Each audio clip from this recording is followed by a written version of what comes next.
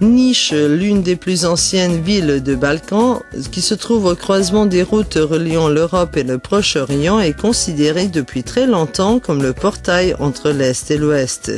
C'est ici que dans la vallée de la Morava se ramifient les routes vers le nord, vers Belgrade et plus loin vers l'Europe de l'Ouest, vers le sud par la vallée du Vardar, vers Salonique et Athènes, et vers l'est par la vallée de la Nishava et de la Maritsa en direction de Sofia, Istanbul et plus loin vers le Proche-Orient. Ces routes étaient connues encore dans la période de Rome et de Byzance comme Via Militaris et au Moyen-Âge à l'époque de l'Empire ottoman comme la route de Constantinople. Aujourd'hui, ce sont les routes principales européennes dans les Balkans qui font de Niš le croisement de l'Europe avec l'Asie mineure et de la région de la mer Noire avec la Méditerranée. La ville doit son nom à la rivière Nishava, au bord de laquelle elle a été construite dans un bassin fertile.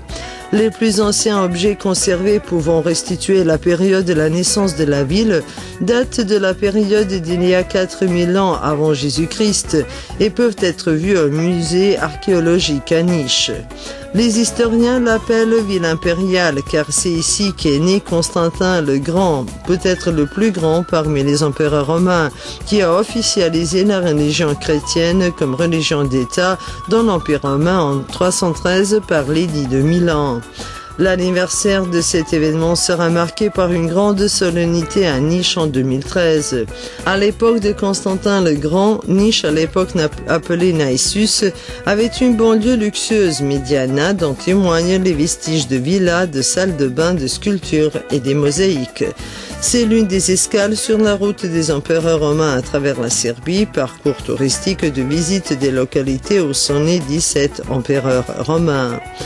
Dans sa longue et turbulente histoire, Niš a connu de nombreuses guerres, ravages et guerriers. De nombreux souverains d'Europe sont passés par les portes de Niš, dont l'empereur Frédéric Ier Barberousse, qui a été solennellement accueilli en 1189 par le grand prince serbe Stefan Nemanja, et les deux souverains ont conclu un pacte contre Byzance.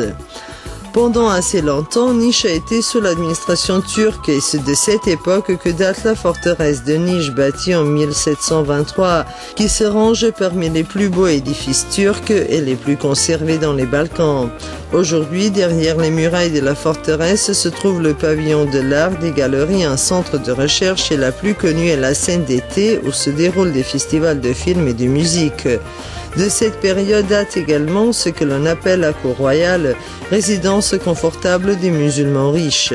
Un autre monument rappelle cette époque-là, la sinistre Tjelekula, la tour des crânes, que les Turcs ont bâtie avec les crânes des héros serbes tués dans la bataille de Chegar le 31 mai 1809.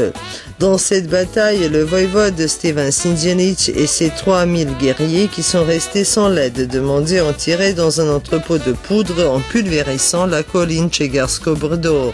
Pour que le peuple se souvienne bien de la défaite, le pacha a ordonné que la tour des crânes soit bâtie sur la route de Constantinople. Aujourd'hui, Niš est le centre administratif du district de Niš et centre régional du sud-est de la Serbie. C'est dans le même temps un centre industriel et touristique d'une importance nationale. Comme nœud des voies de communication routière et ferroviaire européennes et avec son aéroport, la ville est facilement accessible de toutes les directions. Niš est une ville universitaire et le centre social, industriel, médical, culturel et sportif du sud-est de la Serbie. La ville a un peu plus de 250 000 habitants et elle est l'une des 3 plus grandes villes dans le pays. À 10 km seulement de la ville, au pied du mont Koritnik, se trouve la station thermale Niška Banja, dans laquelle le peuple traite depuis des siècles les maladies cardiovasculaires, le rhumatisme, le sciatique. Les sources thermominérales à la température moyenne de 37 degrés Celsius étaient connues encore aux époques romaines et byzantines. Dans cette partie de la Serbie, il ne faut pas omettre de visiter le défilé Sićevačka dans lequel coule la Nishava et sur les versants duquel ont été construits une trentaine d'églises et de monastères. La beauté exceptionnelle de la nature dans ce défilé lui a valu l'inscription parmi les réserves spéciales de la nature.